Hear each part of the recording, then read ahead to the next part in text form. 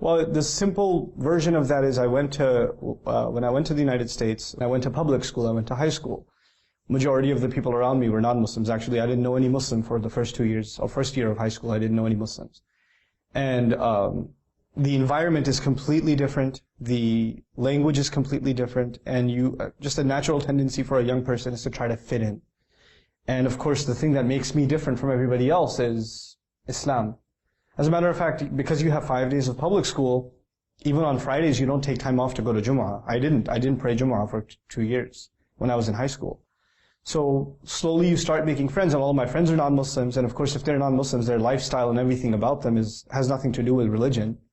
And so I start adopting, what they do, and my parents don't expect me to change, so I was kind of someone else at home and someone else when I left home for school.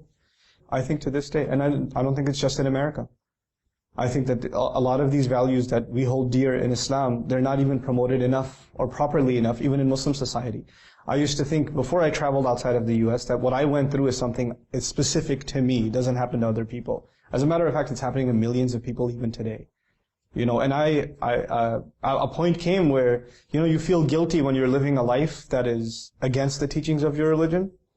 And you nobody likes to feel guilty. So eventually you have to decide, either you're going to accept the religion, or you don't want to feel guilty anymore, and you just get rid of the thing that makes you feel guilty. Just kill your conscience and just do what you want to do. And that's the road I chose to take at one point. It reminds me of a hadith, الْمَرْءُ عَلَى دِينِ خَلِيلِهِ فَلْيَنْظُرْ أَحَدُكُمْ مَنْ يُخَالِلُ. I was completely away from Islam, even early on in college. And I happened to meet, قَدَّرَ اللَّهُ مَا شَاءَ فَعَلَ. I just happened to meet this young person who was putting up a flyer for the Muslim Student Association. And I asked him what that was about, and I thought, if it's a Muslim Student Association, they must have the best parties, because they must get Muslims from all the countries at their parties. So I asked him, do you guys party? And he said, yeah, we party. But when I went, it was just these two guys, and they're discussing something about the Quran or something. I thought, this is not a place for me. But these guys were really nice to me. And they started spending time with me, they were giving me rides home, and slowly but surely, I still wasn't praying or anything. But one day, one of those friends, he just pulled over to pray. And I just felt bad, and I prayed just because he was there. And I just got a taste of it, and before I knew it, I was praying 5 times a day again and relearning how to pray. I didn't even remember how many rak'ah there were in Maghrib, and what do you recite, when you sit in qu'ud. I had to go through all of that over again. But I did, alhamdulillah, and I attribute it entirely, Allah made my friends a way to do that. One of the most important messages I think that benefited me, that I hope other Muslims can benefit from, is, number one, there's nobody who's hopeless. Because, if you saw me in college, and you were religious, and you just came out of salat, and you saw me walk by in high school, you would look at me and say, Astaghfirullah al-Azim, look at these people.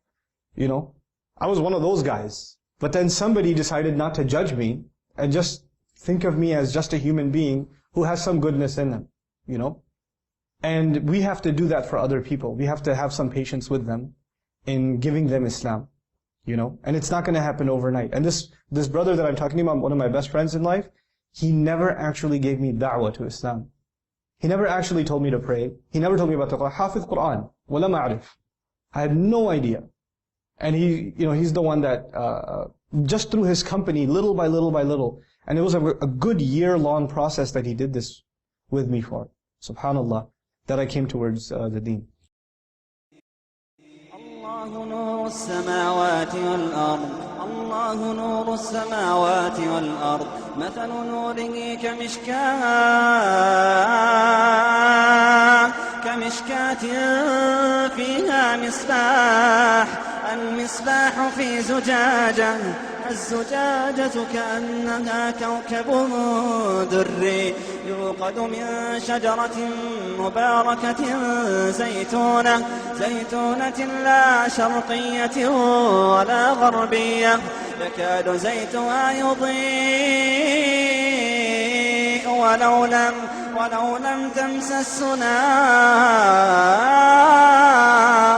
نور على نور نور على نور يهدي الله لنوره من يشاء يهدي الله لنوره يهدي الله لنوره من يشاء ويضرب الله الأمثال للناس والله بكل شيء عليم. تهاني الحب تسبقنا إليها وتنثور وردانا من مقلتيها يرفرف سعدنا في كل درب فيبتهج السائل